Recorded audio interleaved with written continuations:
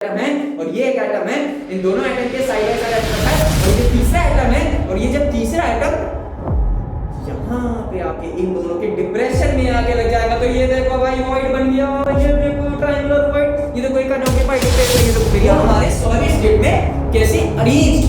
तो भैया solid state में एटम्स के अरेंज होने का जो मैनर है वो दो ही है। जैसे तुम्हारा सॉलिड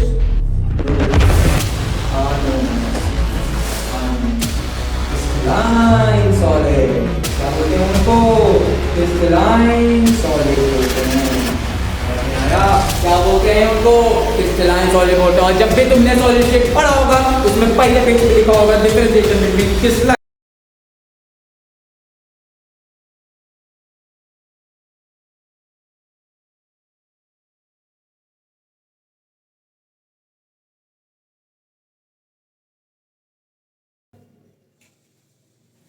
तो भाई क्या हाल चाल? बढ़िया एकदम। तो कैसे हैं आप लोग? तो भाई सॉलिड स्टेट का लेक्चर नंबर 2 आ चुका है और आज हम लोग सॉलिड स्टेट के लेक्चर नंबर 2 में आज हम लोग पढ़ेंगे कुछ बहुत बेहतरीन बातें। और वो बेहतरीन रंगीन मुलाकातें सॉरी मतलब बातें जो हैं जो आज सॉलिड स्टेट में हम लोग पढ़ेंगे वो होगी आज आपको फील, ठीक है ना? तो आज हम लोग सॉलिड स्टेट में क्या पढ़ने वाले हैं? आज हम लोग सॉलिड स्टेट में पढ़ने वाले हैं सबसे पहले कि भैया बेसिक डेफिनेशंस क्या होती हैं, मतलब कि लैटिसेस क्या होते हैं, यूनिट सेल क्या होती हैं, कैसे वो बनते हैं। दूसरी चीज आज हम लोग पढ़ेंगे अरेंजमेंट्स के बारे में। अरेंजमेंट कौन सी? सबसे पहले हम लोग पढ़ेंगे 1D अरेंजमेंट, फिर उसके बाद हम लोग पढ़ेंगे 2D अरेंजमेंट और 3D अरेंजमेंट पढ़ेंगे। तो वो अलग लेक्चर बनेंगे, वो एक पर्टिकुलर एक लैटिसेस का जो होता है ना, FCC लैटिस, BCC लैटिस और HCP लैटिस इन 3D और तुम्हारा SCP अरेंजमेंट इन 3D जो होती है उसका एक पर्टिकुलर अलग अलग एक सेगमेंट लेके आऊंगा, वो पूरा एक लेक्चर में नहीं हो सकता, ठीक है ना?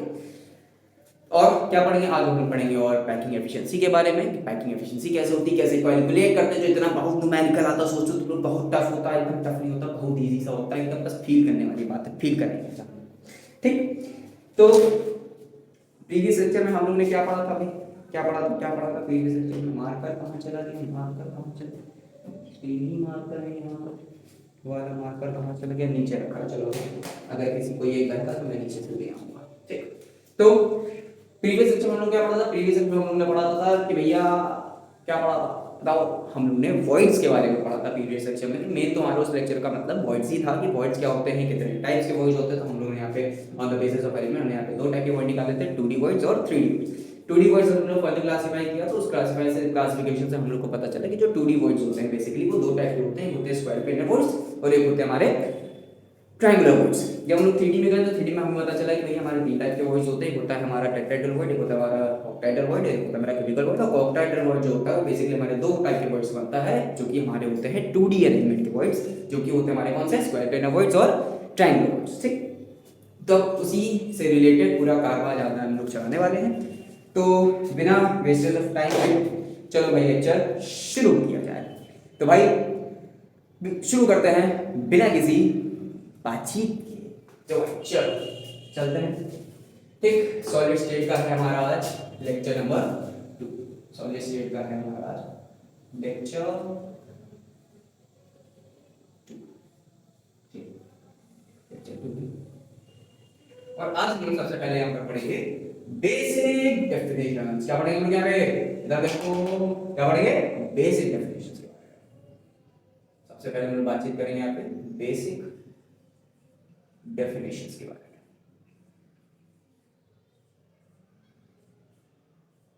ठीक? सबसे पहले हम बातचीत करेंगे यहाँ पे बेसिक डेफिनेशंस के बारे में।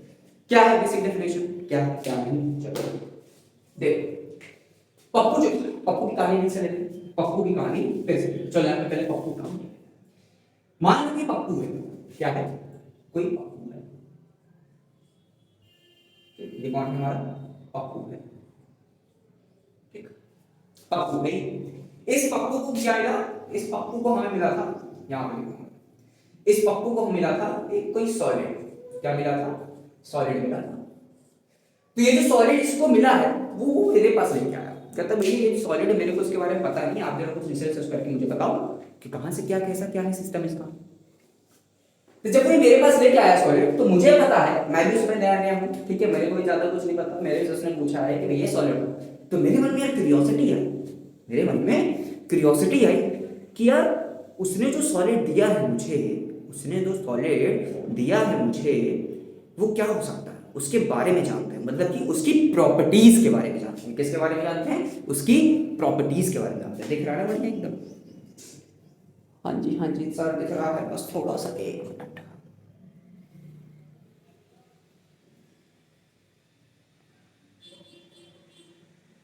ठीक है ठीक है ठीक, चलो ठीक।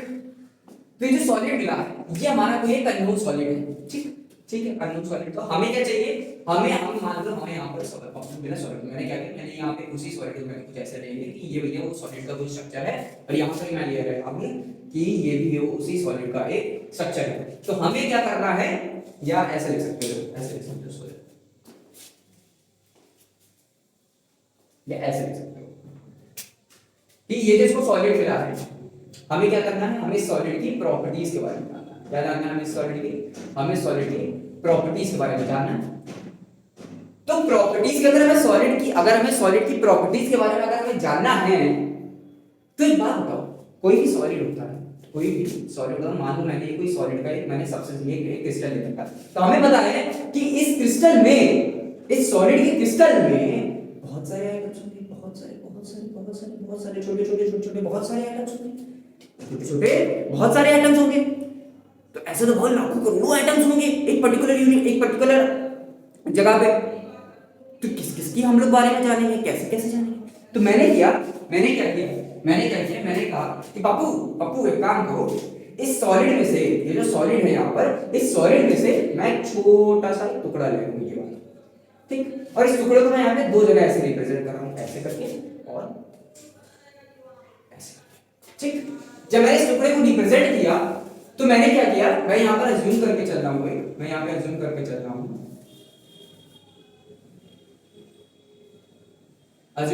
कि यहाँ पर जो एटम्स हैं उनको मैं पॉइंट्स में शो करूंगा। किसमें शो करूंगा? पॉइंट्स। यहाँ पर मैं लिख रहा हूँ, यहाँ पर जो एटम्स हैं उनको मैं पॉइंट्स से लिखूंगा, ठीक, छोटे पॉइंट्स, ताकि हम लोग को अंडरस्टैंडिंग जो है वो डेवलप हो सके अच्छे से, हम लोग को ज्यादा कंफ्यूजन ना क्रिएट हो, ठीक, हम लोग को ज्यादा कंफ्यूजन क्रिएट ना हो। तो जो हमने यहाँ पे कोई एटम है, ये छोटा सा पॉइंट है ना, यहाँ पे मैंने क्या किया, मैंने पर्टिकुलर सिनेरियो सेलेक्ट किया कि भैया ये जो हमने यहाँ पे छोटा सा टुकड़ा लिया उसमें जो एटम्स होंगे वो 2 टाइप से अरेंज हो सकते हैं। या तो कैसे अरेंज होंगे, या तो एटम के बगल में एक एटम, उसके बगल में एक एटम, उसके बगल में एक एटम, उसके बगल में एक एटम, और सेम यही चीज नीचे रिपीट कर दो, एटम के बगल में एटम, एटम के बगल में एटम, एटम के बगल में एटम, एटम के बगल में एटम, एटम के बगल में एटम, फिर यही रिपीट कर दो, एटम के बगल में एटम, एटम के बगल में एटम, एटम के बगल में एटम, एटम के बगल में एटम, एटम के बगल में एटम, एटम के बगल में एटम, ऐसे करते हमें क्या पता चला, कि सर भैया ये जो सॉलिड है, इस सॉलिड के इस छोटे से टुकड़े में एक और सिनेरियो क्रिएट हो सकता है। क्या? जी एक सिनेरियो ये और क्रिएट हो सकता है कि मैं ये पहली वाली लाइन है इसको यहाँ पे बना दूं ऐसे करके, एटम के बगल में एटम्स, उसके बगल में एटम्स, उसके बगल में एटम्स, इसके बगल में एटम। अब जो दूसरी लेयर आएगी, दूसरी लेयर जो एटम्स आएगी उसको मैं इन दोनों एटम्स के बीच कर दूं, तो ये सिनेरियो क्रिएट हो सकता है, या ये एक फैशन में अरेंज हो सकते हैं एटम्स, ठीक। अब जब हम लोग तीसरी लेयर रखेंगे एटम्स की, वो इसके पहले वाले के जैसी होगी, ऐसे ऐसे ऐसे ऐसे ऐसे, फिर वही कर दो, ऐसे ऐसे ऐसे ऐसे ऐसे, फिर वही कर दो, ऐसे ऐसे ऐसे ऐसे। तो सर ये पढ़ा क्या रहा हूं मैं, कुछ घंटा समझ में नहीं आ रहा, ये क्या चल रहा है? तो बेटा अब देखो, अब तुम समझना है। एक बात बताओ, हम लोग कोई सॉलिड नहीं है, ठीक, सपोज करो तुम्हारे पास एक गोल्ड मिला, ठीक। अब तुम्हें गोल्ड पता है कि गोल्ड की प्रॉपर्टी क्या होती है, उस समय अगर तुम्हें ना पता तो गोल्ड की प्रॉपर्टी, तो तुम क्या करते हैं, उस पूरे गोल्ड के एटम के बारे में पूरा रिसर्च करते हैं कि उसके एटम्स कैसे अरेंज है। इम्पॉसिबल है कि उस एटम के बारे में, उसमें जितने भी एटम्स हैं उस पूरे सॉलिड के अंदर कितने एटम्स है उसकी तुम हर एक एटम की इंफॉर्मेशन पता लगाओ, इट इज नेक्स्ट इम्पॉसिबल। तो क्या किया गया, तो साइंटिस्ट ने रिसर्च करी, कई सारी रिसर्च करी, और फिर इससे पता लगाया गया कि भैया हर एटम्स में, सॉरी हर सॉलिड में एटम्स के अरेंज होने का एक फैशन होता है, एटम्स के अरेंज होने का एक फैशन होता है, और वो जो फैशन होता है वो या तो इस तरीके का फैशन होगा या तो वो इस तरीके का फैशन होगा। मतलब कि या तो हम लोग इतने बड़े सॉलिड की प्रॉपर्टी जानने के लिए सभी को क्या बोलते हैं, सभी की एटम्स की मतलब एक एक की प्रॉपर्टी निकालो या इन दोनों की निकालो, वो इक्वल हुई। मतलब कि मैं ये बोल रहा हूँ कि इस पूरे सॉलिड के एक एक एटम्स के बारे में रिसर्च करने से अच्छा अगर उसके छोटे से पार्ट को यहाँ पे ले जाके एटम्स को अरेंज कर दो उनके रिस्पेक्टेड फैशंस में और फिर उसकी प्रॉपर्टीज के बारे में जानो, तो हमें उस पूरे सॉलिड की प्रॉपर्टीज मिल जाती है। और यही हम लोग ने लेक्चर नंबर 1 में डिस्कस किया था कि जो सॉलिड स्टेट होता है, सॉलिड से हम लोग पढ़ते क्यों हैं, क्योंकि वो हम लोग को किसी भी अननोन सॉलिड की प्रॉपर्टीज को पता लगाने में हेल्प करता है by the arrangement of their. तो ठीक है सर, हमें पता है कि जो अच्छा क्या बताओ, सॉलिड जो होता है हमेशा 3D फॉर्म में होगा, सॉलिड होगा हमेशा 3D में होगा, कभी 2D में तुमने सॉलिड देखा है? नहीं देखा। तो अगर मैं ये जो एरे ऑफ पॉइंट्स मतलब क्या हुआ? एरे ऑफ पॉइंट्स मतलब हुआ अरेंजमेंट ऑफ पॉइंट्स मतलब अरेंजमेंट ऑफ एटम्स, ठीक। तो ये जो एरे ऑफ पॉइंट्स है, इसको जब हायर डायमेंशन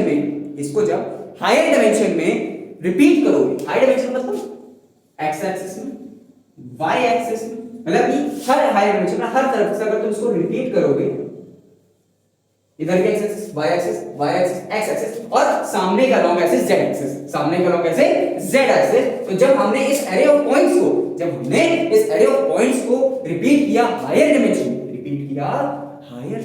में, जब हमने इस एरे ऑफ पॉइंट्स को इधर देखो, जब हमने इस एरे ऑफ पॉइंट्स को जब हमने रिपीट किया हायर डायमेंशन में, मतलब कि x एक्सिस में, y एक्सिस में और ये z एक्सिस में, तो इसने क्या किया, इसने वही ये पूरा का पूरा क्रिस्टल बना के रख दिया, और इसी को बोलते हैं लैटिस। क्या बोलते हैं इसको? लैटिस। तो लैटिस क्या है? What is lattice? लैटिस क्या है? डिफाइन सर जी, डिफाइन। तो लैटिस क्या है? Lattice it is an array of points which when repeated at higher dimensions leads to the formation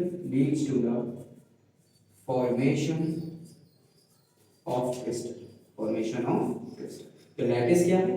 lattice ये है कि भैया ये एरे ऑफ पॉइंट्स मतलब ये अरेंजमेंट ऑफ पॉइंट्स क्या है? एटम्स, अरेंजमेंट ऑफ एटम्स है, इसको जब आप हायर डायमेंशन में रिपीट करोगे तो वो एक क्रिस्टल बना देगा। तो क्या सर जो बापू ने हमको बोल दिया है, तो क्या हर टाइम हम लोग एक पर्टिकुलर लैटिस उठा के उसके बारे में रिसर्च करेंगे? मैं कहता हूं क्या, तुम खुद बताओ, क्या इस पर्टिकुलर लैटिस जो हमें यहाँ पर ये जो लैटिस हमें पता चला है कि क्या हम लोग इस लैटिस के बारे में रिसर्च करके हम लोग अच्छे से एक पर्टिकुलर टाइम में इस पूरे सॉलिड के बारे में हम लोग बता सकते हैं? बताओ, खुद सोचो। बताओ, देखो दिख रहा है? हाँ दिख रहा है, बहुत प्यारा दिख रहा है, एकदम मस्त। बताओ। आंसर है नो। ये तो तुम्हें चलो दिख रहा है, यहाँ पर मैंने छोटा सा बनाया तो तुम्हें जरा सा दिख रहा है, बट मिनिएचर वर्ल्ड में जब जाके देखोगे ना, एकदम एक एटम के बारे में जब एक लैटिस के बारे में देखोगे ना, तो उसमें मिलियंस ऑफ एटम्स होंगे। वो तुम्हारे या तो इस फैशन में अरेंज होंगे या तो इस फैशन में होंगे। तो तब भी मैं बोल रहा हूँ, तब भी हम लोग को उस सॉलिड की जो प्रॉपर्टी है उसको पहचानने में या उसके बारे में जानने में, उस सॉलिड की जो प्रॉपर्टी है या उस सॉलिड के बारे में जानने में स्टिल हम लोग को डिफिकल्टी होगी, क्योंकि लैटिस से भी हम लोग एक हद तक ही हम लोग जान सकते हैं। हर समय लैटिस जो है हम लोग को प्रॉपर्टीज आइडेंटिफिकेशन के लिए नहीं लेना पड़ा है, नहीं लेना। तो सर क्या करें? हमने क्या किया, साइंटिस्ट ने क्या किया, साइंटिस्ट बात चलो ठीक है, लैटिस है, उसको और छोटा कर दिया। मतलब उन्होंने क्या किया, एक एरे ऑफ पॉइंट्स में से एक डिफाइंड स्पेस ली। मान लो मैंने वो डिफाइंड स्पेस ये ली, ठीक। और जब इस डिफाइंड स्पेस को उन्होंने क्या किया, जब इस डिफाइंड स्पेस को हायर डायमेंशन में रिपीट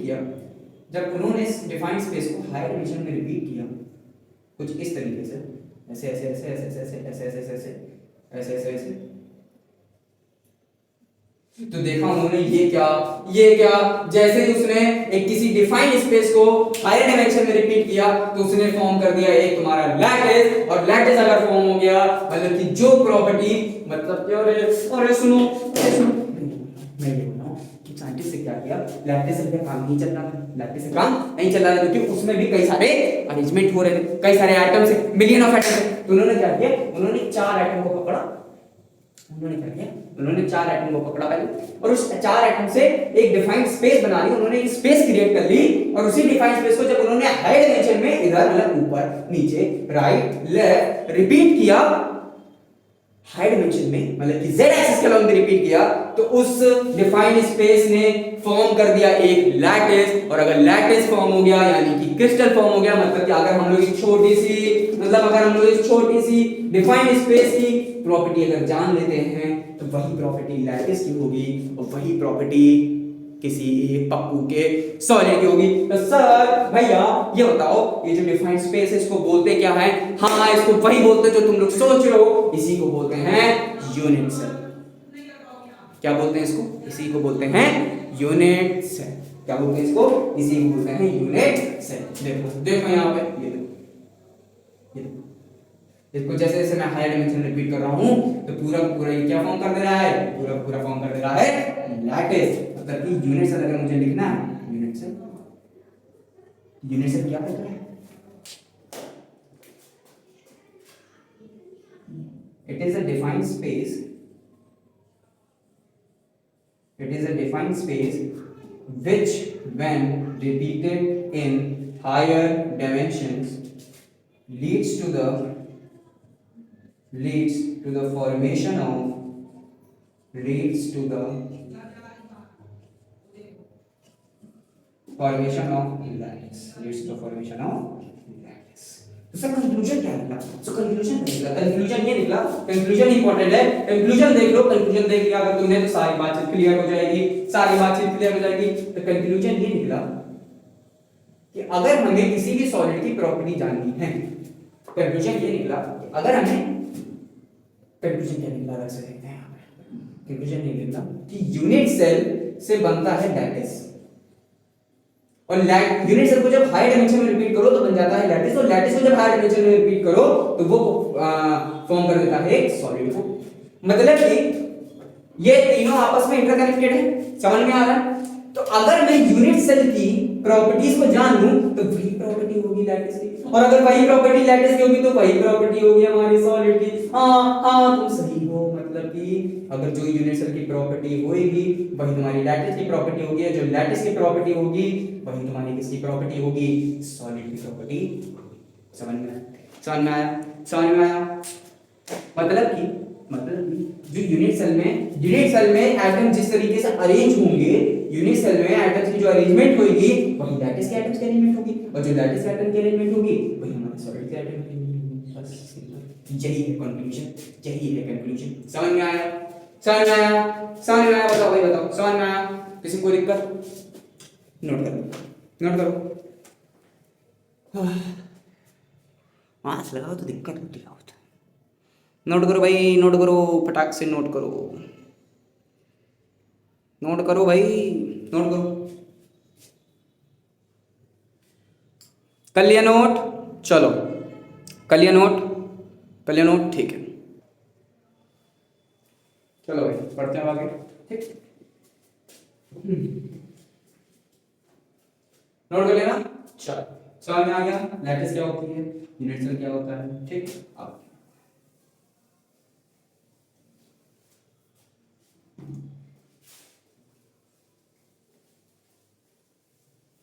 लूंगा कर गाड़ी ला ला ला ला ला ला ला ला। इश्क है, इश्क है, इश्क है, इश्क है, जो छुपा है हर नजर, हर तरफ जो इश्क है, इश्क है, इश्क है, इश्क है, इश्क है, इश्क है, इश्क है, इश्क है। ठीक चल, अब आगे बढ़ते हैं हम लोग अरेंजमेंट्स के। अब किसके बारे में पढ़ने जा रहे हैं हम लोग? अरेंजमेंट्स के बारे में। Means of R. ठीक, सबसे पहले हम लोग पढ़ेंगे यहाँ पर 1D अरेंजमेंट के बारे में, क्योंकि हमें पता है, एक चीज मैं बता दूं तुम लोग को कि हम लोग जितने भी अरेंजमेंट पढ़ते हैं एटम्स की सॉलिड स्टेट में, वो कहीं ना कहीं अपनी पहली वाली अरेंजमेंट का ही एक अपग्रेडेड वर्जन होता है। क्या होता है? Upgraded version. जैसे आईक्यू 15 का अपग्रेडेड वर्जन क्या है? आईक्यू 16, बट है इंटरकनेक्टेड थोड़ा, ठीक है ना? वैसे तो 1D अरेंजमेंट क्या होती है? 1D अरेंजमेंट ये होती है कि किसी एक एक्सिस में, इन वन एक्सिस जब एटम्स को अरेंज करने लगते हैं, एटम्स जब अरेंज हो जाते हैं उसी को बोलते हैं हमारा क्या? 1D axis. और वो एक्सिस यहाँ पर कुछ भी हो सकती है। आप चाहे एक्स एक्सिस पे लगाना चाहो एक्सिस पे लगा दो, आप चाहे वन एक्सिस पे लगाना या वाई एक्सिस पे लगाना चाहो लगा दो, आप चाहे जेड एक्सिस पे लगाना चाहो लगा दो, लेकिन सिर्फ एक ही एक्सिस में लगेगा। किसमें लगेगा? एक। चलो एटम्स को अरेंज करते हैं। देखो 1 2 3 4 5, ठीक। यहाँ पे थोड़े आइटम्स ओवरलैप हो गए, बट एक्चुअली ऐसा नहीं होता, ठीक। थोड़ा करेक्ट बता देता हूँ मैं ऐसे।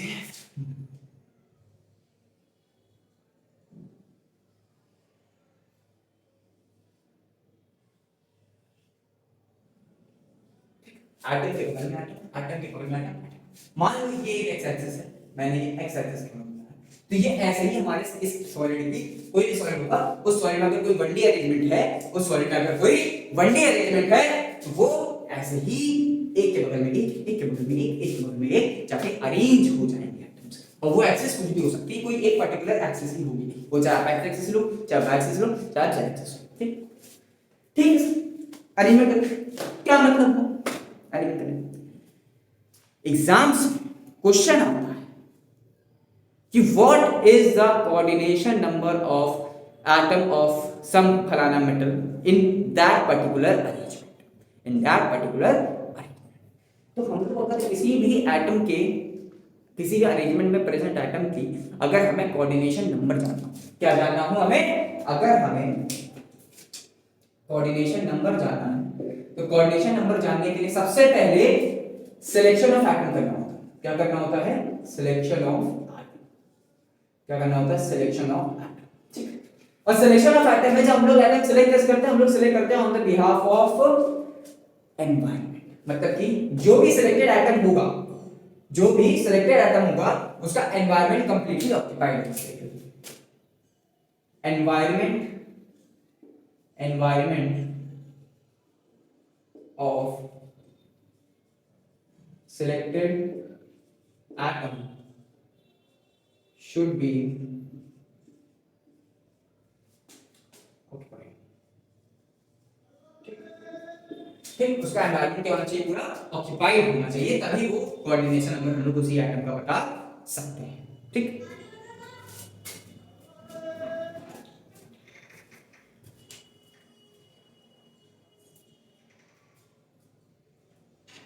एक्चुअली मम्मी ने बता दिया था, मुझे जाना था, ठीक। तो एनवायरनमेंट हम लोग उसी का सिलेक्ट करेंगे जिसका एनवायरनमेंट सॉरी कोऑर्डिनेशन नंबर के लिए। तो कोऑर्डिनेशन नंबर पूछा एग्जाम में तो हाँ एक और चीज समझो, कोऑर्डिनेशन नंबर अगर कोई भी तुमसे पूछेगा, कोऑर्डिनेशन नंबर अगर तुमसे एग्जाम में कोई भी सॉलिड स्टेट से रिलेटेड कोऑर्डिनेशन नंबर पूछेगा तो वो सिर्फ दो ही चीज का कोऑर्डिनेशन नंबर पूछा जाएगा एग्जाम में पूछेगा, वो होगा या तो एटम का coordination number, atom coordination number, नहीं तो वॉइड कोऑर्डिनेशन, ठीक। वॉइड का कोऑर्डिनेशन नंबर। हमने एटम्स के बारे में जान लिया कि एटम्स में अगर कोऑर्डिनेशन नंबर बताना है तो हमें क्या करना पड़ेगा? सिलेक्शन ऑफ एटम करना पड़ेगा। और सिलेक्शन ऑफ एटम के लिए हमें वो एटम सेलेक्ट करना पड़ेगा जिसका एनवायरनमेंट क्या हो? कंप्लीटली ऑक्यूपाइड हो। और यही सिलसिला सॉलिड स्टेट के हर एंड तक चलता है, ठीक। बट सर वॉइड, इसको हम लोग कैसे बनाएंगे?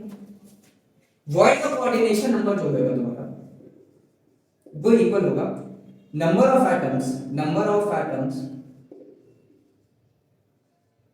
which forms void,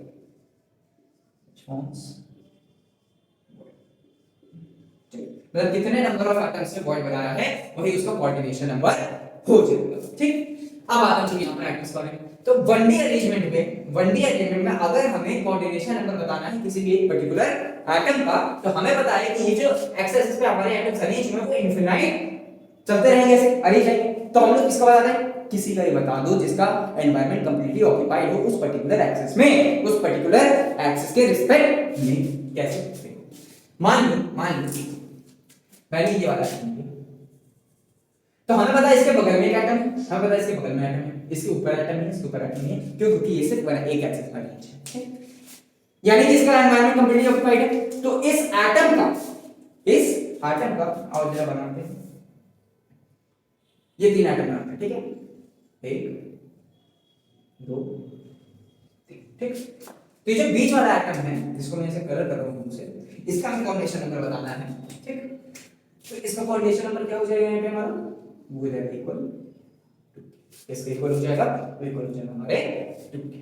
बट अगर तुमसे पूछ लिया उसने कि भैया व्हाट इज द, क्वेश्चन आ सकता है, what is the coordination number of outer most atom, outer most atom का कोऑर्डिनेशन नंबर क्या होगा। आउटर मोस्ट का कोऑर्डिनेशन नंबर जो होगा वो हमेशा इक्वल होगा 1 के लिए या किसी के लिए, ठीक, तो क्या होगा 1 के इक्वल। समझ में आ गया, कोई दिक्कत यहाँ पे किसी को। तो ये थी, this is all, it is all about the 1D arrangement, तो ज्यादा पढ़ने लायक है नहीं। बात आती है 2D अरेंजमेंट, तो इसको नंबर लेवल होगा, फिर हम 2D अरेंजमेंट के बारे में करेंगे। नोट करो फटाक से, नोट कर लिया, नोट कर लिया, फोकस आवे, फोकस फोकस, ये देखो कैमरा कह रहा है तेरे को फोकस में नहीं लूंगा भाई, गाड़ी को ले ले फोकस में, अब आया, ठीक। अब देखो बैकग्राउंड मिल कर दिए, हाँ चलो हम आगे बढ़ते हैं, ठीक। अब हम पढ़ने वाले हैं 2D अरेंजमेंट। तो हमें देखिए मैं बता दूं कि सॉलिड स्टेट में कोई भी हम लोग अरेंजमेंट पढ़ेंगे वो कहीं ना कहीं अपनी पहली वाली अरेंजमेंट का भी एक रिपीटेशन फॉर्म होगा, ये एक अपग्रेडेड फॉर्म होगा। मतलब कि 1D अरेंजमेंट के बाद अगर हमें 2D अरेंजमेंट पढ़ना है तो कहीं ना कहीं 1D का ही रिपीटेशन होगा 2D। तो जब हमने 1D को रिपीट किया 2D में तो उसमें हमारी 2 टाइप के अरेंजमेंट निकल के आए, और वो 2 टाइप के अरेंजमेंट क्या है, वो है हमारी क्या अप्रोच क्या है। हमने क्या किया, ये जो 1D एटम है, हमने क्या किया, ये जो एटम्स हैं जब हमने 2D में इसको अरेंज करने का मतलब कि एक और एक्सिस में हमने जब इसको अरेंज करने का तो हमने क्या किया, अप्रोच लगाया। अप्रोच क्या लगाया कि हमने किस अप्रोच से एटम्स को 2D में अरेंज किया, हमने उस अप्रोच से एटम को 2D में अरेंज किया जिससे कि एटम जो हो अच्छे से अरेंज हो। उसमें थोड़ा मैं जनरली अगर मैं अपने पॉइंट ऑफ व्यू के हिसाब से बोलूं कि थोड़ा सिमेट्रिकल लगे, मतलब थोड़ा वैसा मतलब अच्छा लगे, ठीक है ना। तो यहां पे जो अप्रोच थी यहां पर कि एटम्स के नीचे एटम्स के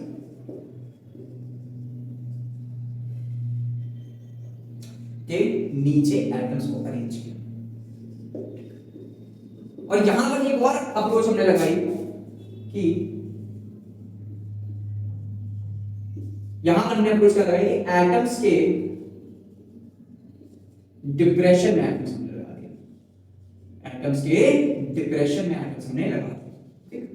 तो जब हमने ये दोनों काम किए तो हमारे से 2 टाइप के, मतलब जब हमने एटम्स को इन 2 फैशन के अराउंड, मतलब इन 2 अप्रोच के अराउंड अगर हमने जब हमने एटम्स को इन 2 अप्रोच के अकॉर्डिंग हमने जब अरेंज किया तो हमारी 2 टाइप के फैशन, मतलब 2 टाइप के एलिमेंट निकल के आए। वो 3rd टाइप के एटम्स पता है तुम लोग को वो क्या है, वो कुछ ये क्या किया हमने, एटम्स एटम्स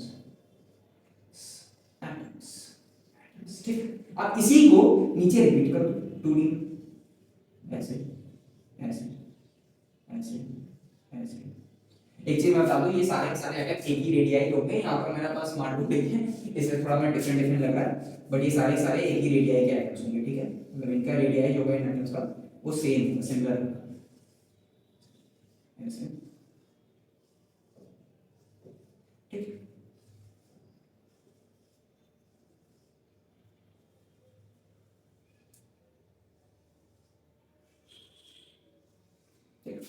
तो हमारे पास हमने इसको एटम्स के नीचे एटम हमने मतलब 1D के 1D इसके लिए हमने एटम्स के नीचे एटम हमने रखा, 1D के नीचे हमने एटम्स के नीचे एटम हमने रखा। तो हमें पता चला कि अगर ये एटम्स A है, मतलब कि ये वाली जो फर्स्ट लाइन है, ये जो फर्स्ट लाइन है अगर वो A है तो इसकी सेम सिमिलर नीचे एक और A होगी जिसका वो भी A की तरह होगी, और उसके नीचे जो होगी वो भी A की तरह होगी, और उसके भी नीचे होगी वो भी A की तरह ही होगी। तो जब हमने एटम्स को इस अप्रोच के अकॉर्डिंग जब हमने अरेंज किया तो हमारी जो ऑब्टेन अरेंजमेंट है 2D में वो क्या निकल के आई, उसका नाम निकल के आया, हाँ उसका बना वही निकल के आया कि ये है हमारी a type of arrangement, a type of arrangement in 2D, a type of arrangement in 2D। तो जब हमने डिप्रेशन में अरेंज किया तब हमने क्या किया, हाँ जब हमने डिप्रेशन में इसको अरेंज किया, जब हमने इसको डिप्रेशन में अरेंज किया तभी तुम लोग खुद देखोगे कि जो पहली वाली होगी, पहले वाले जो एटम्स होंगे, पहले वाले जो एटम्स 1D में अरेंज होंगे, उसकी जब डिप्रेशन में आएगा, मान लो ये दो एटम्स हैं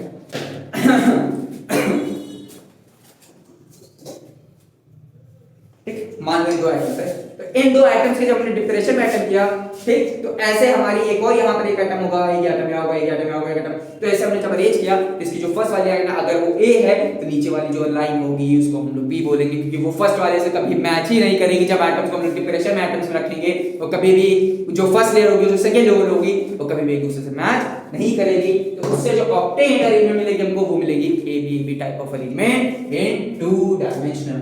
तो क्या होगा, वो कुछ ऐसा होगा।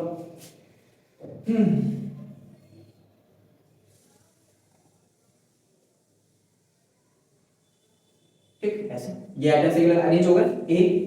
अब जो दूसरी लेयर हम लोग जा रहे हैं, मतलब दूसरी ए जो बनने वाली, उसको मैं क्या कर रहा हूं, इस पहली वाली के डिप्रेशन लाइक दिस।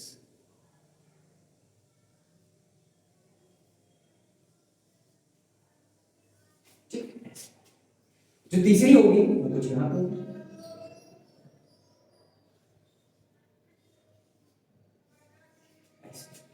उसके नीचे क्या होगी, ये होगी।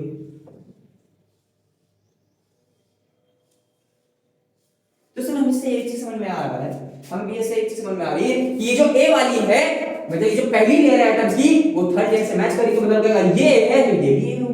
बट ये वाली मैच नहीं कर रही, तो इसको मैं अगर बी बोल दूं तो कोई दिक्कत है, तो लोग कोई दिक्कत नहीं है। बट हमने जैसे ही देखा कि जो सेकंड लेयर है, अगर मैंने उसको बी बोला है, तो फोर्थ लेयर भी उस सेकंड लेयर के इक्वल है, मतलब कि ये भी कहीं ना कहीं बी की तरह है। और इससे टाइप ऑफ अरेंजमेंट से मतलब एटम्स को हमने इस जगह एटम्स को हमने इस तरीके से अरेंज किया, तो हमारी इस फैशन में हमने इस मैनर में जब एटम्स को हमने अरेंज किया, तो हमारी अरेंजमेंट का जो नाम आया, या हमारी जो अरेंजमेंट वो क्या कहलाई, वो कहलाई A B type of arrangement in 2 dimension.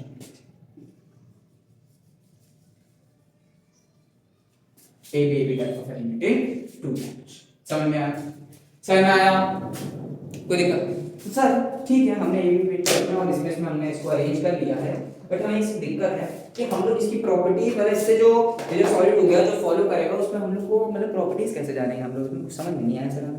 तो प्रॉपर्टीज तो हमने देखो अरेंजमेंट हमने अरेंज कर ली है, अरेंजमेंट हमने अरेंज कर ली, बट इसको क्या हम लोग हमेशा ए टाइप ऑफ अरेंजमेंट से पढ़ते हैं, हम लोग इसको किस टाइप से अरेंजमेंट पढ़ते हैं, हम लोग इसको, इसका जो दूसरा नाम है, इसका जो कॉमन नेम है वो क्या है, एस सी पी, मतलब कि square close packing in 2D।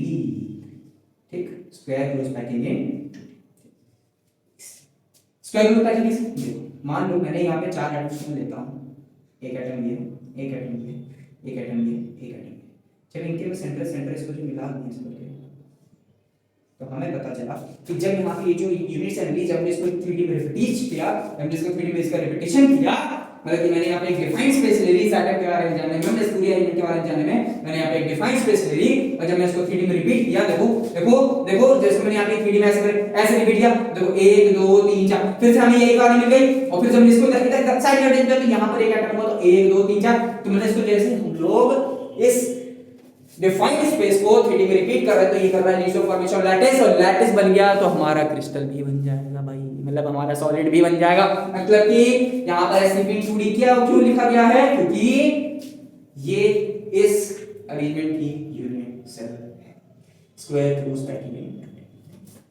और यहाँ पर मैंने क्या किया, मैंने यहाँ पर इसको करने के लिए मैंने यहाँ पे 6 एटम्स को ऐसे इनके सेंटर जो किया, यहाँ पर मैंने 6 एटम्स इनके सेंटर ज्वाइन किया, जब मैंने एंड एटम्स को सेंटर ज्वाइन किया, तो हमें पता चला कि यहाँ पे एक हेक्सागन फॉर्म किया है, और यही हेक्सागन इस एलिमेंट की यूनिट सेल है, और इसी यूनिट सेल के बिहार पे इस पूरे एलिमेंट का जो नाम पड़ जाता है वो क्या पड़ जाता है, HCP इन 2D। क्या पड़ जाता है, HCP इन 2D, मतलब hexagonal close packing in 2D। समझ में? तो मेरे पास एक क्वेश्चन है कि अगर मैं यहाँ पर एक वॉइड होगा, यहाँ पर ये वॉइड है, देखो यहाँ पर एक वॉइड मिल रहा है तुमको, ये ऐसे करके ऐसे करके ऐसे करके ऐसे, यहाँ पर भी वॉइड होगा, यहाँ पर भी वॉइड होगा, तो यहाँ पे ये एक डिफाइंड स्पेस होगी, ठीक, एक ये डिफाइंड स्पेस होगी, एक डिफाइंड स्पेस और क्या हो सकती है, एक डिफाइंड स्पेस भी हो सकती है, ठीक, एक डिफाइंड स्पेस क्या हो सकती है, ये हो सकती है, मान लो इसको मैं फर्स्ट दे रहा हूँ, ये सेकेंड डिफाइंड स्पेस है और ये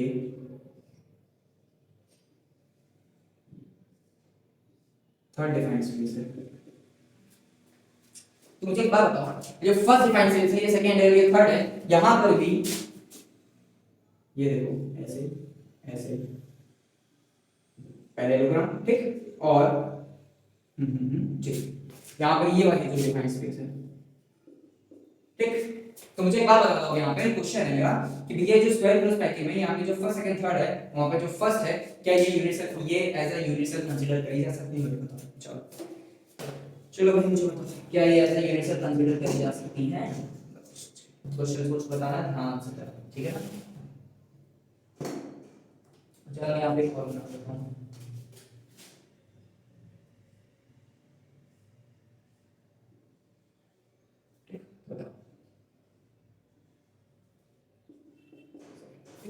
फर्स्ट ओके क्या ये यूनिट सेल है?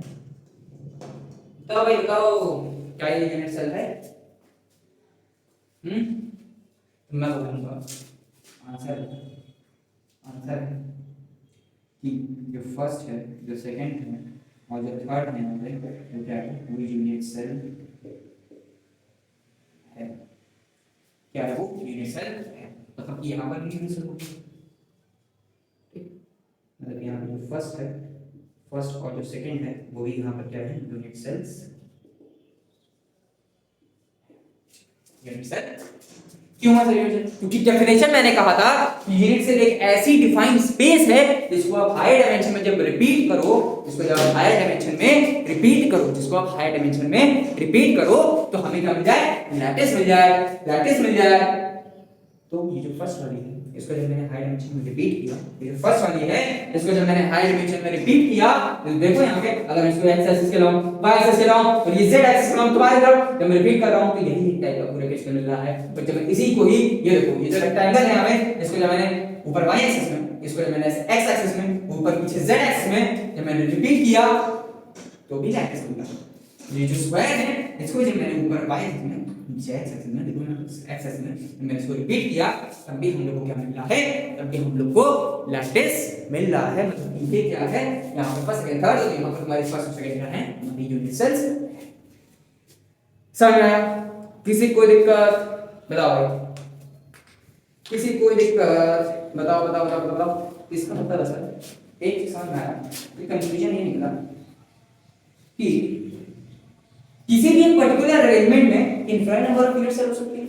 हाँ, infinite number of unit cell हो सकती है, बशर्ते वो उनको जब हाई डायमेंशन में रिपीट करो तो लैटिस का फॉर्मेशन हो जाए। मतलब कि अगर कोई डिफाइंड स्पेस को, किसी भी डिफाइंड स्पेस को अगर आप 3D में रिपीट कर रहे हो और उसको 3D में रिपीट करने पे हमको लैटिस मिल रहा है, यानी कि हाँ वो एक यूनिट सेल है। मतलब कि एक पर्टिकुलर अरेंजमेंट में, मतलब कि infinite number of unit cells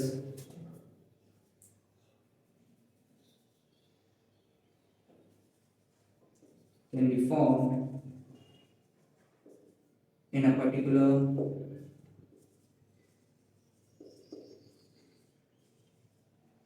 arrangement। यहाँ पर लिख सकते हैं infinite number of unit cells form हो सकती हैं एक पर्टिकुलर अरेंजमेंट। समझ गए? कोई दिक्कत? तो सर एक बात बताइए, ठीक है यहाँ पर infinite number of unit cell दिया है, तो ये जो ए टाइप ऑफ अरेंजमेंट में व्हाई, एक क्वेश्चन आता है, व्हाई ये जो स्क्वायर वाली है, why the name of arrangement, why the name of arrangement,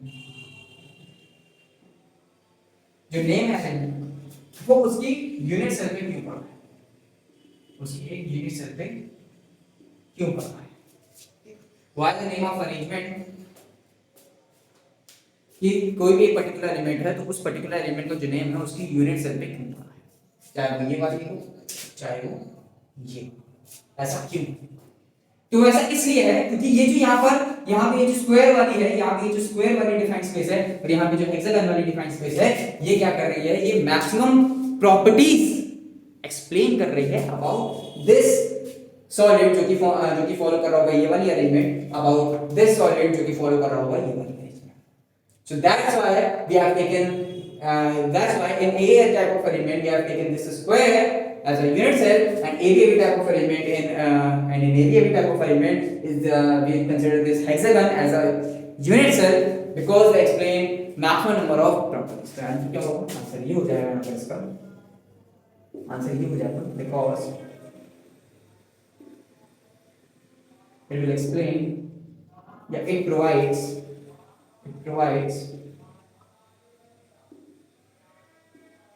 maximum number of maximum properties क्या प्रोवाइड कर रहा होगा ये, मैक्सिमम प्रॉपर्टीज प्रोवाइड।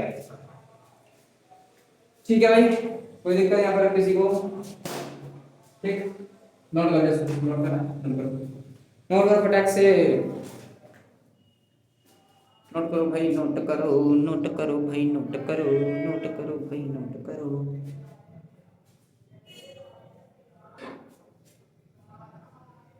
ठीक है, नोट कर लिया, नोट कर लिया, चलो नोट कर लिया, चलो जरा थोड़ा बोर्ड गंदा हो गया, क्लियर करना, देख के मान लेना।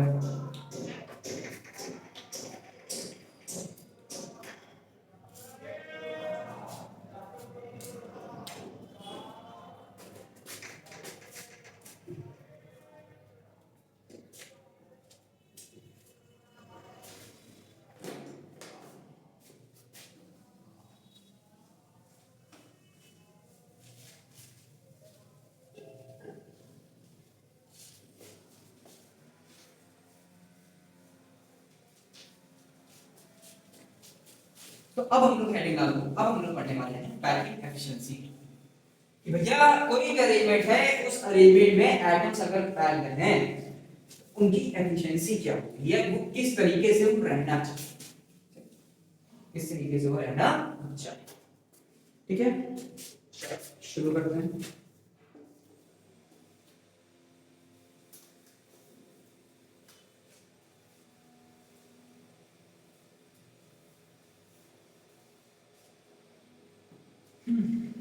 क्लियर हो गया, वो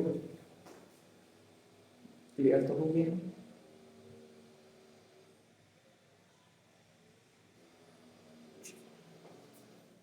चलो, तो अब हम पढ़ने वाले हैं पैकिंग एफिशिएंसी के बारे में।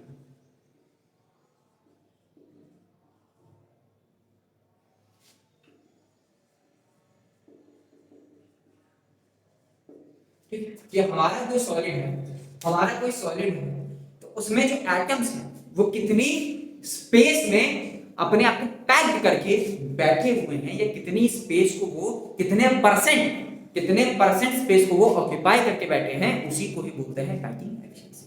उसी को ही बोलते हैं क्या, पैकिंग एफिशिएंसी। पैकिंग एफिशिएंसी का फॉर्मूला क्या होता है, पैकिंग एफिशिएंसी इक्वल होती है बेसिकली तुम्हारी,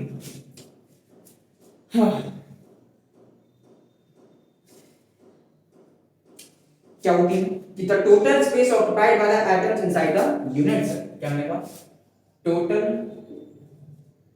स्पेस, ये जरा आप देख के पढ़ा रहा हूं ना, अरे मैं देख के नहीं पढ़ा रहा भैया, ये देखो मेरे नोट्स हैं, ये देखो मेरे नोट्स हैं, मैं नोट से देख के पढ़ाया मैंने तेरे को नोट से बताया, ये देखो मेरे पे नोट्स हैं, मेरे रिटन हैं, लिखे नोट्स हैं, ये देखो।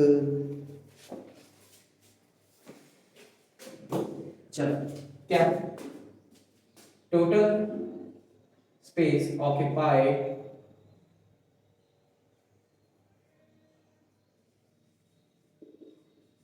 by an atom in a unit cell into 100 divided by total space available,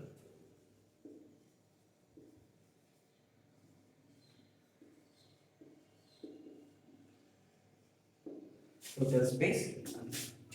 तो ये जो हमारा total space occupied by atom unit cell वो कैसे निकालेंगे? तो देखो जो ये टोटल स्पेस ऑक्यूपाइड होता है ना, ये जो टोटल स्पेस ऑक्यूपाइड,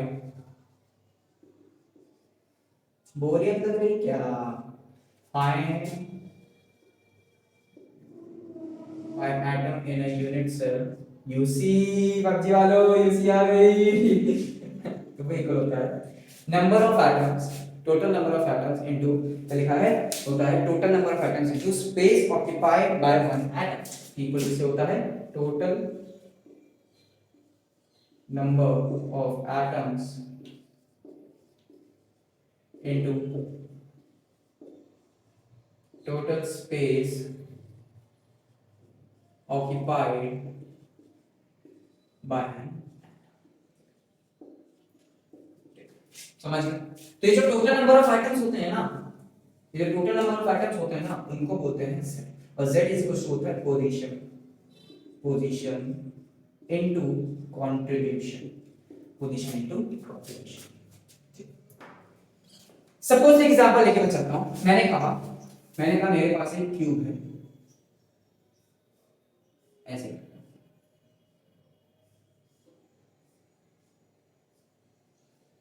एक क्यूब है और इस क्यूब के चार कॉर्नर पे हमारे एटम्स बैठे हैं।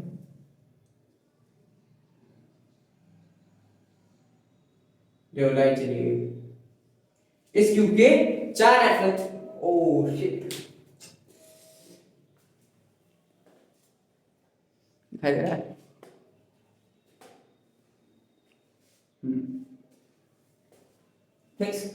और इस क्यूब के चार आठ कॉर्नर में हमारे एटम्स बैठे हैं। मैं पॉइंट लेके चल रहा हूं। अगर हमें बताना है कि किसी भी टोटल नंबर ऑफ एटम्स के बारे में अगर बताना है तो वो हमें पता होना चाहिए इसकी पोजीशन इनटू कंट्रीब्यूशन क्या है। ठीक, मान लो मुझे इस क्यूब की पैकिंग एफिशिएंसी निकालनी है, इस क्यूब की पैकिंग एफिशिएंसी निकालनी है। ठीक, तो मैंने इस कॉर्नर वाले आइटम को लिया, ये वाला। ठीक, मैंने इस कॉर्नर वाले आइटम को लिया, यहां पर जो कॉर्नर वाला आइटम है मैंने इसको लिया, थोड़ा इसको यहां पर, चलो मैंने यहां पर लिया, यहां पर। मान लो ये क्यूब है, ऐसे ये ये ये ये ये ठीक। तो इस क्यूब का ये जो कॉर्नर वाला आइटम है इसकी पोजीशन इनटू कंट्रीब्यूशन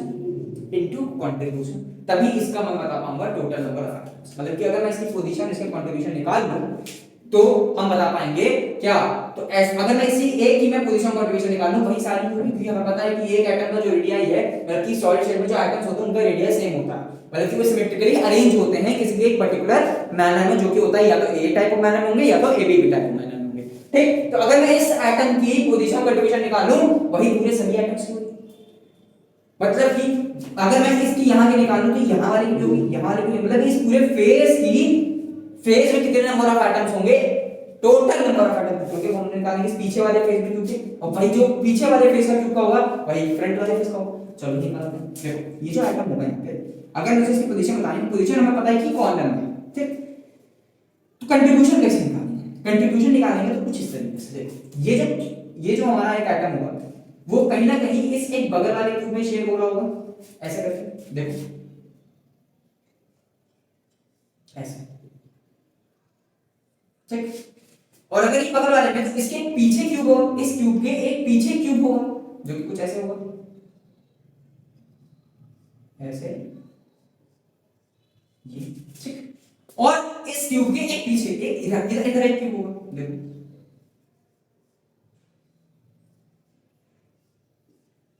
ऐसे।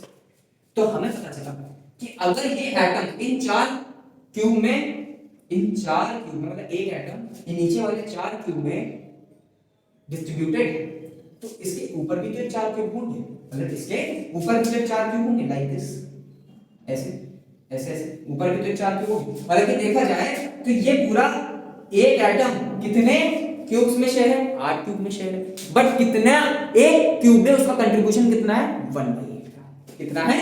1/8। मतलब अगर मैं एक ये क्यूब ले लूं ऐसे,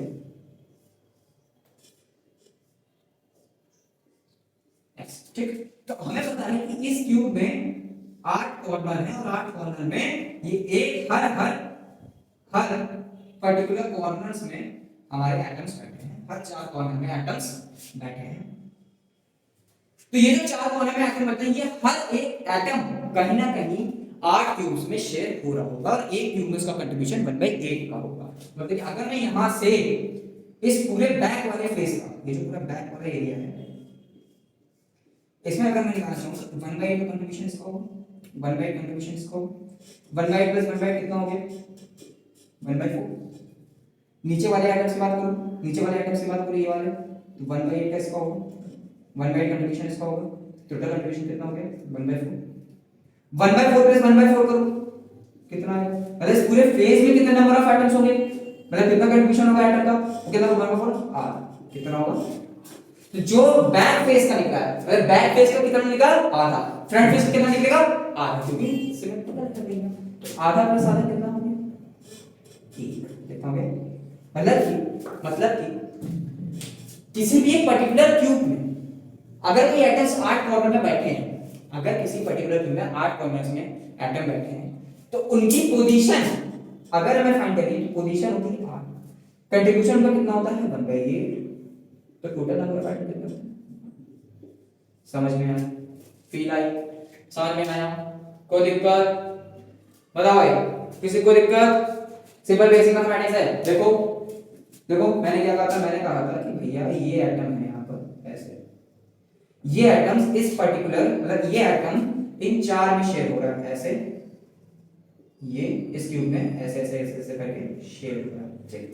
तो अगर ये इनमें शेयर हो रहा है तो इसके ऊपर भी सेम ऐसे क्यूब होंगे, उनमें भी ये शेयर हो रहा होगा, उनमें भी ये शेयर हो रहा होगा।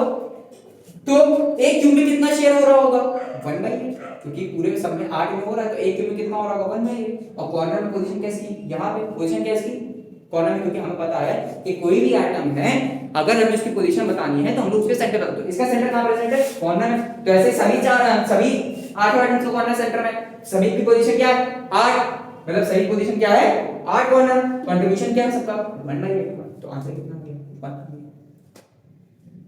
किसी को दिक्कत बताओ, किसी को दिक्कत।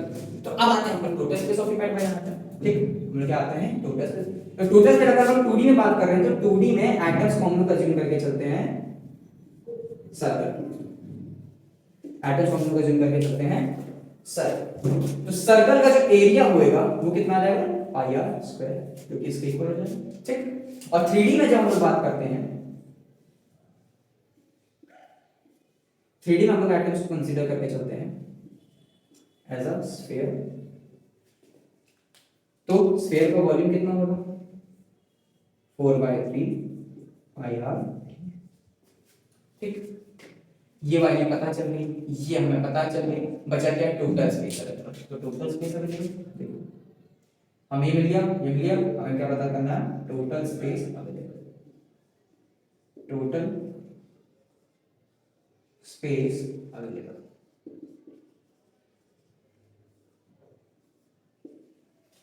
टोटल स्पेस अवेलेबल, तो टोटल स्पेस अगर हमें अवेलेबल पता करना है तो 2D में जो टोटल स्पेस होता है वो इक्वल हो जाता है एरिया ऑफ यूनिट्स, और 3D में यही टोटल स्पेस अवेलेबल इक्वल हो जाता है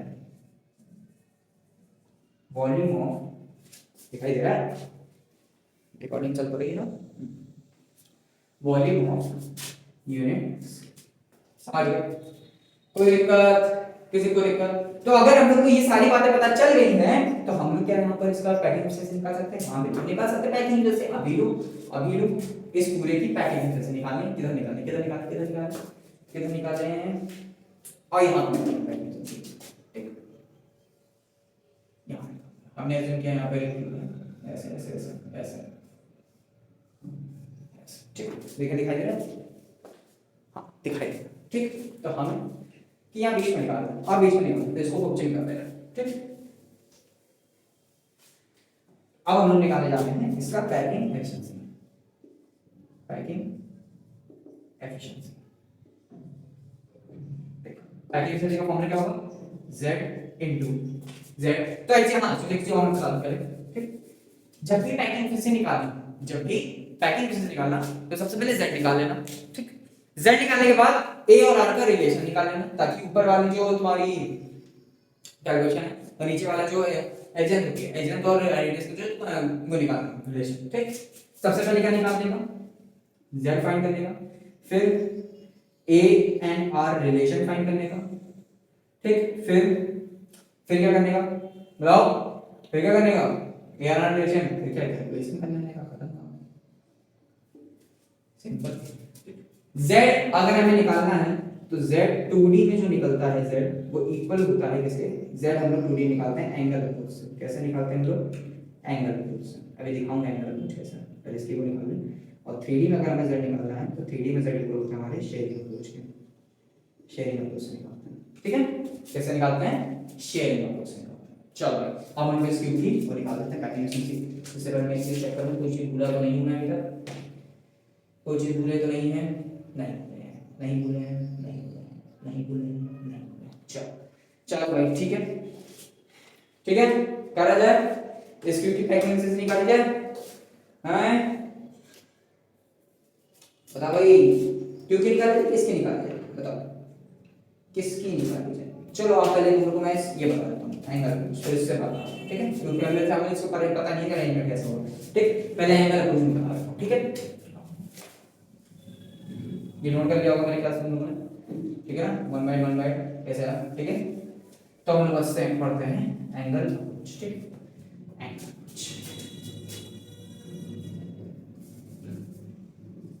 z का कैलकुलेशन बाय एंगल अप्रोच, क्योंकि हम लोग ड्यूटी पढ़ रहे हैं तो हमको एंगल अप्रोच आना जरूरी है।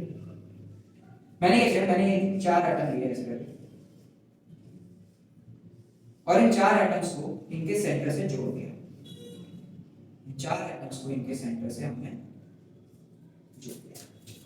तो जब इसको जोड़ दिया तो इसने स्क्वायर का फॉर्म ले लिया। जब हमने जोड़ दिया तो इसका स्क्वायर फॉर्म, तो हमें पता है कि इस स्क्वायर के कॉर्नर में, हर कॉर्नर में 90 डिग्री का एंगल बन रहा है। और ये जो 90 डिग्री का एंगल बन रहा है ये कौन बना रहा है, ये 4 सर्कल्स बना रहा है। ये कौन बना रहे हैं, 4 सर्कल। तो टोटल एंगल कितना होता है, z हमें निकालना है, तो टोटल एंगल कितना होता है 360।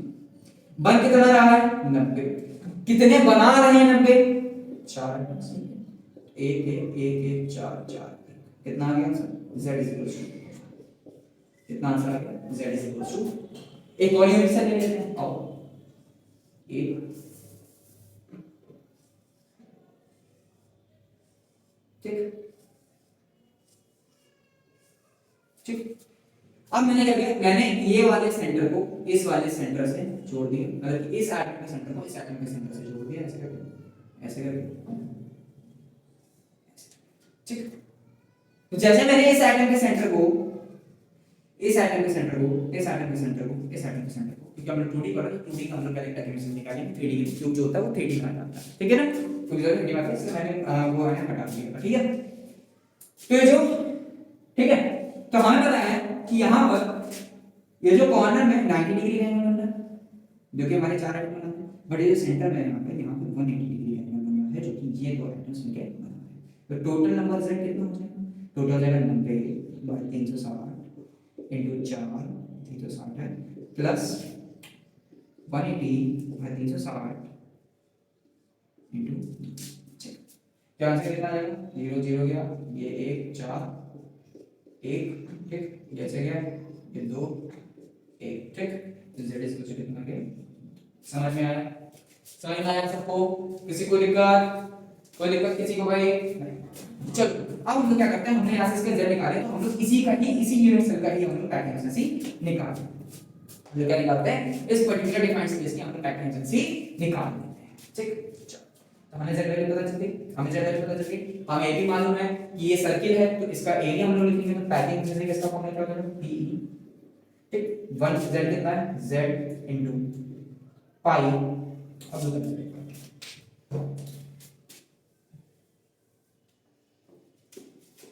z into pi r square, ठीक, pi r square into 100 upon a square।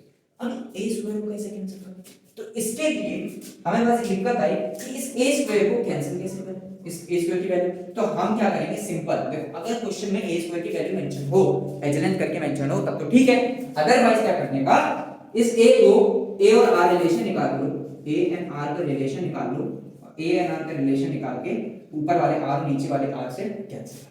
कैसे यार रिलेशन निकलता है, एयर रिलेशन तभी निकलता है जब हमारे कोई एटम्स क्या हो, atoms are in touch, atoms कैसे हो, एटम्स हमारे टच में हो, तभी हमारा ए और आर का रिलेशन निकलता है। तो मान लो यहाँ पे ये एज लेंथ हमारी अगर ए है, तो यहाँ पर जो रेडियस हो कितना होगा, आर आर आर आर, तो ए इक्वल्स टू, इस केस के लिए ए इक्वल्स टू कितना आ गया, 2r, वैल्यू यहाँ पे ऊपर। अब तो z की वैल्यू 1 थी, पाई r square into 100 upon a square की वैल्यू कितनी है यहाँ पे, 4r स्क्वायर। तो ये देखो r स्क्वायर से r स्क्वायर कैंसिल, 1 से 1 खत्म, तो हमसे क्या बचा, पाई इनटू 100 अपॉन 4, पाई इनटू 100 अपॉन 4। चलिए मुझे बताओ कैलकुलेट करके कि पैकिंग एफिशिएंसी कितनी है, पैकिंग एफिशिएंसी कितनी आई परसेंटेज में, बताओ भाई, यस बताओ, इसकी पैकिंग एफिशिएंसी कितनी आई है, बताओ बताओ बताओ बताओ बताओ, बताओ भाई। आंसर है 78.5%। कितनी आई इसकी पैकिंग एफिशिएंसी, 78.5%। कोई दिक्कत यहाँ पे किसी को कोई दिक्कत, सर ठीक है, ये यूनिट सर में क्या हम लोग क्या ट्रायंगल वाली की निकाल सकते हैं पैकिंग एफिशिएंसी, आओ ट्रायंगल वाली की निकाले पैकिंग एफिशिएंसी, क्या बात कर दी तुम, आओ ट्रायंगुलर वाली की निकालते हैं पैकिंग एफिशिएंसी। इसको नोट कर लिया, नोट करो इसको जल्दी से, फटाक से नोट कर लिया, 1 2 3 4।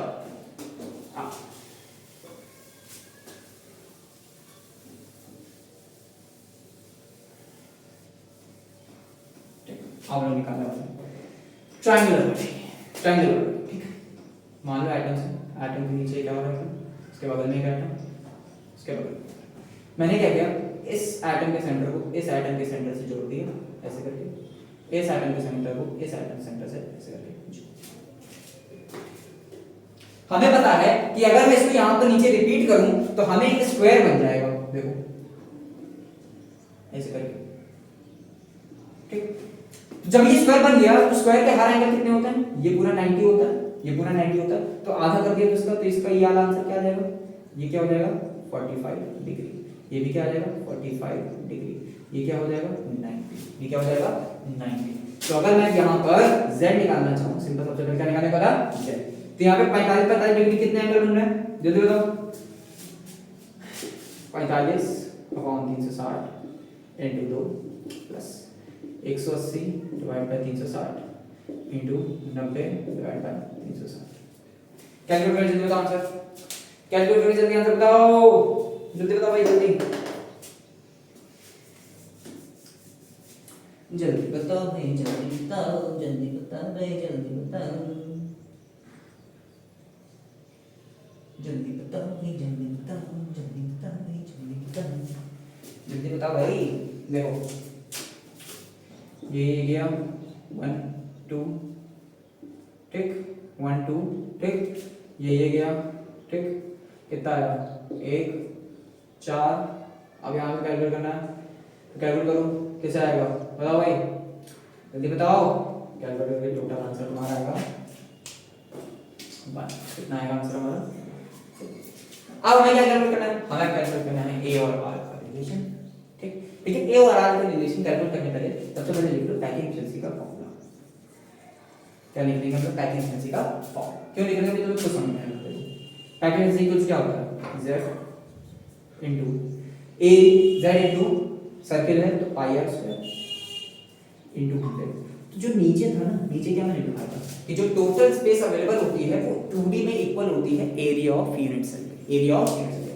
तो यहाँ पे जो ट्रायंगल बना है इसका एरिया क्या है, half base into height, half base into height. तो तुम्हें बचपन में तुमने पढ़ा होगा कि अगर ये इसका बेस है तो ये इसकी हाइट हो जाएगी। तो अब हम लोग निकाल सकते हैं ए और आर का रिलेशन। तो बेस के अकॉर्डिंग कितना आएगा, बेस के अकॉर्डिंग अगर ये ए अगर इसकी एज लेंथ है, बेस अकॉर्डिंग देखा जाए तो अगर ये ए इसकी एज लेंथ है तो रेडियस क्या होगा आर, आर और यहाँ का एक आर और यहाँ का एक आर रेडियस। तो बेस इक्वल टू कितना आ गया 4r की। और यहाँ पर से दो ही आइटम्स टच कर रहे हैं तो यहाँ पे कितना आ जाएगा height is equal to 2r की। देखो ये से तो ये एक आ गई एक आ गई ऊपर से, ठीक समझ गए। तो base equal to 4r x is equal to 2r। तो अब हम यहाँ पे से वैल्यू पुट कर सकते हैं, पुट करो ये वाली वैल्यू यहाँ पुट कर दो तो टाइट एनर्जी कितना हो जाएगा हमारा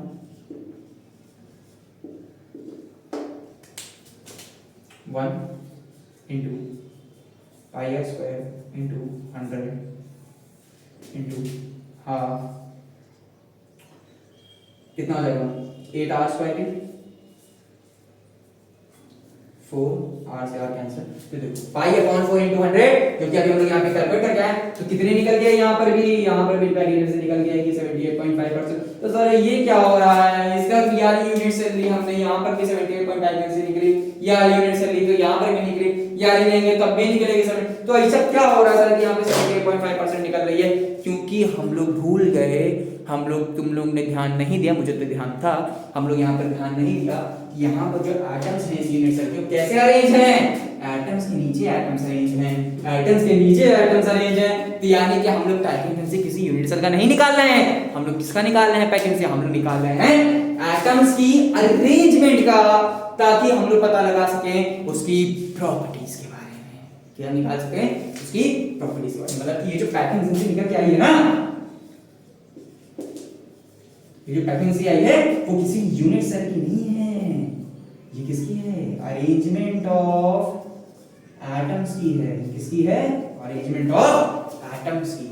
समझ में आया कैसे निकली पैकिंग से। बहुत होगा रहता था आता सारे रटते थे ना, बताओ रटते थे ना, रटते थे कि नहीं रटते थे, रटते थे कि भैया ऐसे भी माना होता है कोई यूनिट सेल बदल हाथ से में होती है हमारी 8.5% और ऐसे की सेकंड रूल टाइपिंग हो जाएगी हमारी 90.6%। तो आती कैसे है, ऐसे आती है, बहुत इजी होता है निकालना। समझ में आ गया, समझ में आ गया, जल्दी करो फिर हम लोग एक और लास्ट पढ़ते हैं, बस फिर लास्ट पढ़ते हैं एक और यूनिट सेल के बारे में और उसकी पैकिंग के बारे में, और फिर हम लोग क्या निकालेंगे HCP हेक्सागोनल क्लोज पैकिंग निकालेंगे और फिर उसके बाद लेक्चर एंड।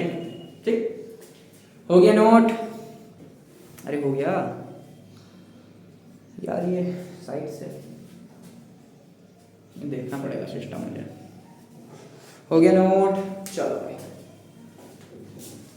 ठीक है, चलो आगे बढ़ते हैं हम लोग। लाइट नहीं आ रही है चलो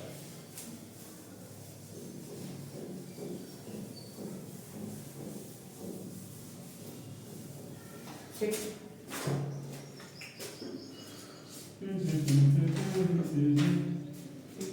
अब हम लोग कैलकुलेट करने वाले हैं, calculate packing efficiency of this.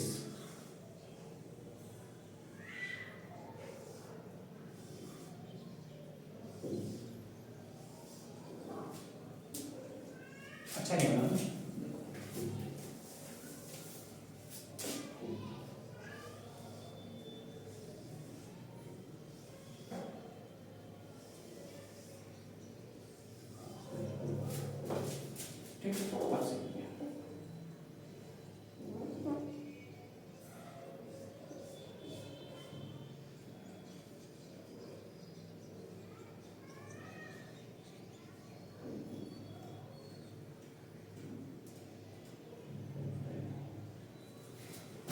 ठीक है। अब मैंने क्या किया, मैंने ये वाले आइटम्स के सेंटर को यहाँ से मिला दिया, इसके सेंटर को इससे मिला दिया, इसके सेंटर को। तो अब हमें पता है यहाँ पर कि यहाँ पर बॉडी मतलब कि यहाँ पर डायरेक्ट अलोंग हमारे एटम्स टच कर। चलो सबसे पहले कुछ ट्राई करो, पॉज करके कुछ ट्राई करो, कर लिया, चलो हम सबसे पहले जेड निकालेंगे। सबसे पहले क्या निकालेंगे, जेड होता है यहाँ पे कितना है, जेड होता कितना है यार, देखो 90 90 90 90 90 बाय 360 इंटू 4 प्लस बीच वाला 360 बटे 360 वैल्यू 1 1 4 1। ठीक, तो जेड इक्वल टू कितना आ गया हमारा z इक्वल टू कितना आ गया हमारा, z इक्वल टू आ गया हमारा 2।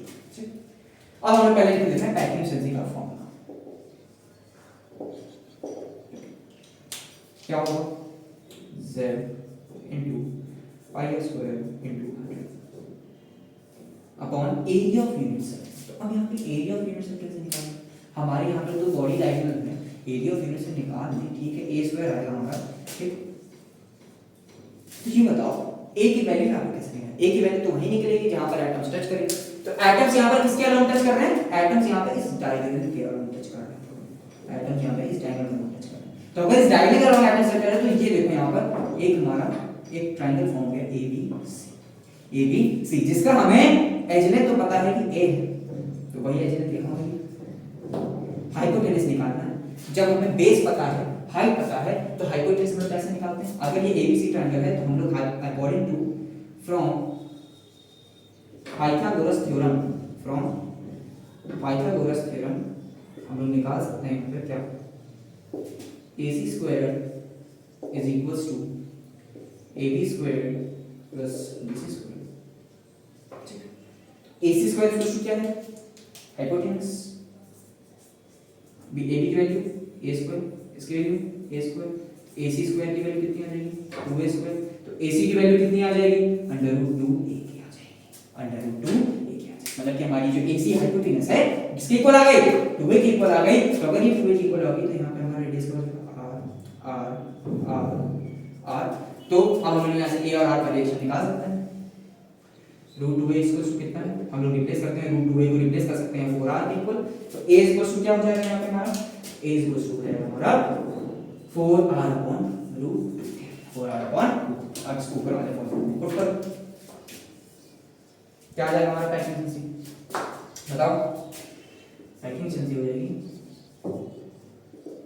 z वैल्यू कितनी आएगी 2, कितनी आएगी 2 आएगी, into pi r square into 100 divided by कितना है 16 r स्क्वायर अपॉन 2, ठीक।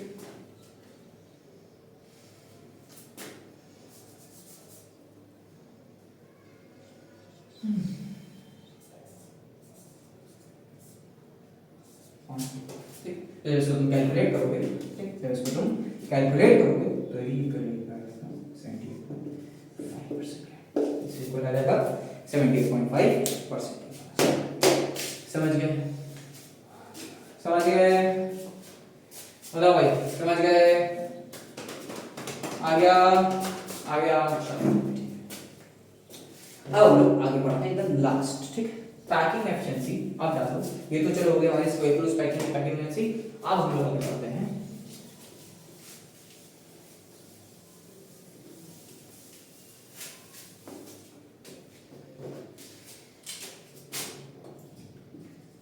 Packing efficiency of HCP in 2D। तो हमें पता है कि HCP 2D में जो यूनिट सेल होती है वो क्या होती है, हेक्सागन होती है। हमें पता है कि HCP में जो हम लोग यूनिट सेल लेते हैं वो क्या होती है, हेक्सागन होती है। तो हेक्सागन मैन में एटम्स का अरेंज ले लेंगे,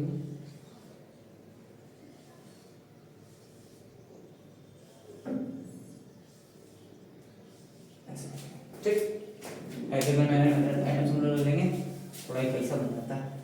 हाँ,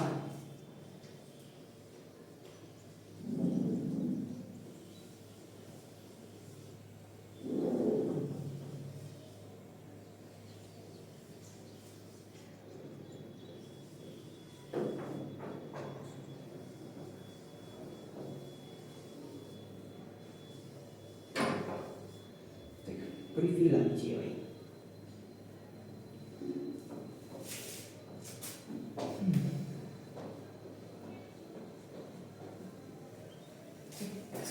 अब मैंने क्या किया, मैंने इन सभी के एटम्स के सेंटर को एक दूसरे से ज्वाइन कर दिया।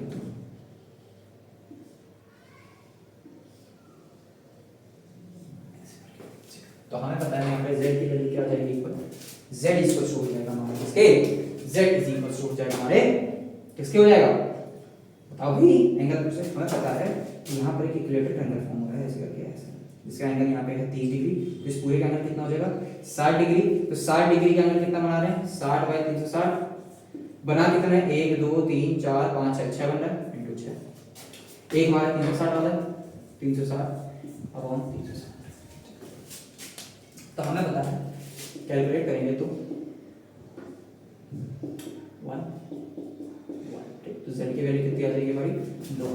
z की वैल्यू कितनी आ जाएगी हमारी 2 आ जाएगी। तो हम लोग यहाँ पे पैकिंग एफिशिएंसी का फॉर्मूला लिख सकते हैं। तो पैकिंग एफिशिएंसी का फॉर्मूला क्या हो जाएगा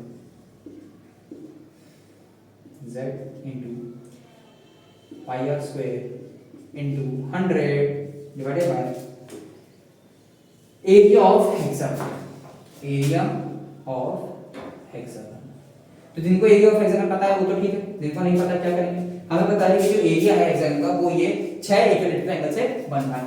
तो हम लोग क्या करेंगे 6 into area of equilateral angle जो कि होता है किसके √3/4 a स्क्वायर के √3/4 a स्क्वायर।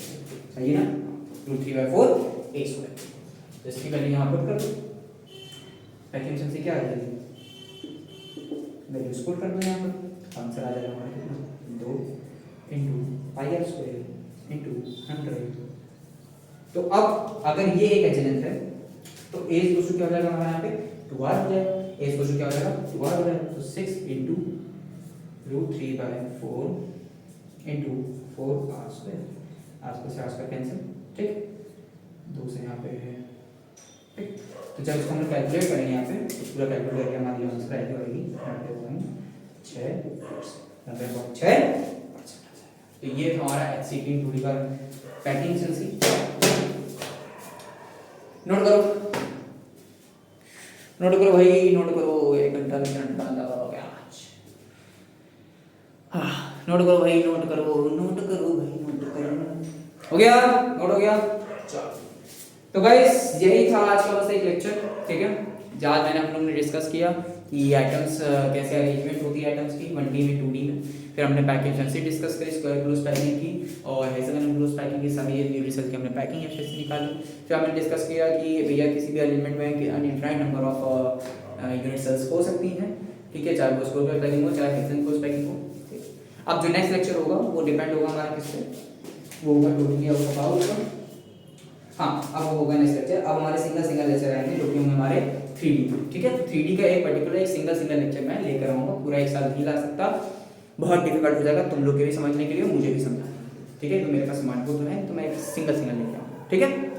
तो तब तक के लिए अगर आज का वीडियो तुम्हें अच्छा लगा हो बहुत समझ में आया हो, देखो अगर तुमने पहला लेक्चर नहीं समझा होगा मेरा या पहला लेक्चर तुमने नहीं देखा होगा तो तुम्हें ये वाला लेक्चर जो है बिल्कुल भी समझ नहीं आएगा ठीक है। तो पहले जाओ जाके पहला लेक्चर देख आओ उसके बाद ये वाला लेक्चर ठीक है। अगर तुम्हें वीडियो पसंद आया हो तो लाइक वाले बटन पे यार तुम चाहे कोई आइटम फेंक के मारो चाहे प्लीज लेकिन क्लिक हो जाना चाहिए। और सब्सक्राइब वाले बटन के बगल में जो दबाने के बाद जो बेल वाला आइकन है उस बेल वाले आइकन पे या सब्सक्राइब वाले बटन पे तुम चाहे ऑक्टाइडल पॉइंट फेंक के मारो थर्ड पॉइंट मुझे नहीं पता बस क्लिक हो जाना चाहिए। तब तक के लिए ओके बाय ठीक है। पढ़ते रहो ऑल द वेरी